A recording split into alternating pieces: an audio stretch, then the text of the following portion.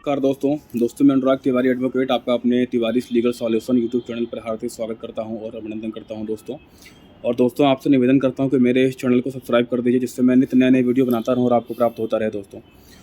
दोस्तों आज का जो हमारा विषय है वो ये है कि भारतीय सिविल प्रक्रिया संहिता CPC ऑर्डर 7 रूल 11 क्या है।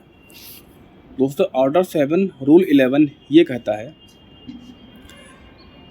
कि ये सिविल मामलों में इस्तेमाल होता है।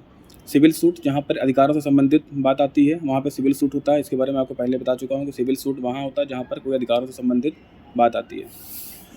तो सिविल सूट में चैप्टर 7 रूल 11 में ये कहा गया है कि इस पे पहले कोर्ट ये विचार करेगी इस एप्लीकेशन के तहत, इस वाद के तहत, कि क्या कोई याचिका सुनवाई योग्य है कि नहीं है। अब कोई याचिका सुनवाई योग्य है कि नहीं है पहले ऑर्डर 7 रूल 11 के तहत कोर्ट ये तय करेगी। अगर वो सुनवाई योग्य होती है तो ही उसको सुनेगी, अदरवाइज उसको खारिज कर देगी। यह है ऑर्डर 7 रूल 11 की बात, भारतीय सिविल प्रक्रिया संहिता CPC। इसको विस्तार से समझते हैं। इस प्रकार है, भारतीय सिविल प्रक्रिया संहिता ऑर्डर 7 रूल 11 ये कहती है कि यदि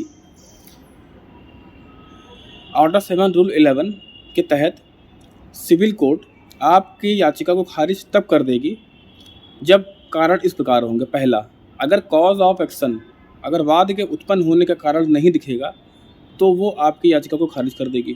पॉइंट नंबर 2, आपने जो दस्तावेज मुकदमे में लगाए हैं, सिविल सूट में लगाए हैं, उसमें अगर वाद का मूल्यांकन कम दाखिल है तो आज याचिका कैंसिल कर देगी।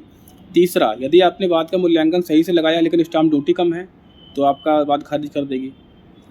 चौथा, अगर आपने उसमें कोई ऐसा बयान दिया है, मुकदमे में कोई ऐसी बात कही है जो कि किसी और कानून को क्षति पहुंचाता है, किसी और कोई दूसरे कानून की बेइज्जती करता है, तो भी ये याचिका आपकी नहीं सुनी जाएगी। यही मेन 4 कारण हैं ऑर्डर 7 रूल 11 के, जिसके अंतर्गत सिविल कोर्ट को पहले ये तय करना होता है कि ये मामला सुनने योग्य है कि नहीं है। अगर सुनने योग्य होती है तो ही वो उसको सुनती है, अदरवाइज खारिज कर देती है।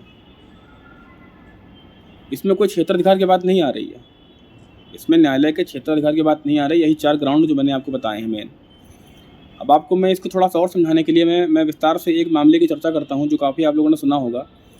ज्ञानवापी मस्जिद के संदर्भ में मैं आपको एक घटना बताता हूं जो अभी जल्दी हुई है, लोग जानते हैं। लोग अक्सर कहते हैं ज्ञानवापी मस्जिद के बारे में कि ज्ञानवापी का तो पूरा मामला 7-11 पर टिका हुआ है। अब 7-11 क्या होता है वो इसी की बात हो रही है कि ऑर्डर 7 रूल 11 में पहले सुप्रीम कोर्ट ने यह कहा था वाराणसी की कोर्ट से कि पहले आप ये तय करिए कि इनका मामला सुनने योग्य है कि नहीं है, उसके बाद आप तय करेंगे। मामला क्या था? मामला ये था कि मस्जिद के बाहरी दीवार पे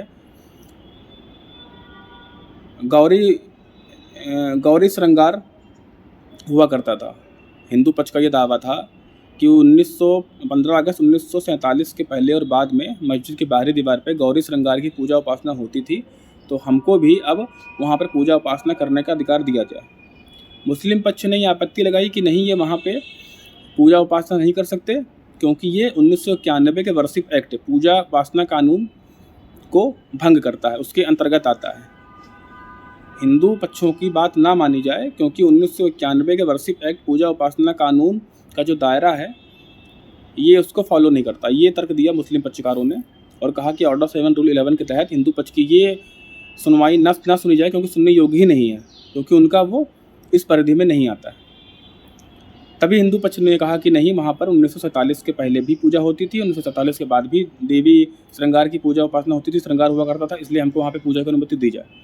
तो सुप्रीम कोर्ट ने भी यही आदेश दिया पहले वाराणसी की सिविल कोर्ट को कि पहले आप यही तय करिए ऑर्डर 7 रूल 11 के तहत कि क्या ये याचिका हिंदू पक्षवारों के सुनने योग्य है कि नहीं है।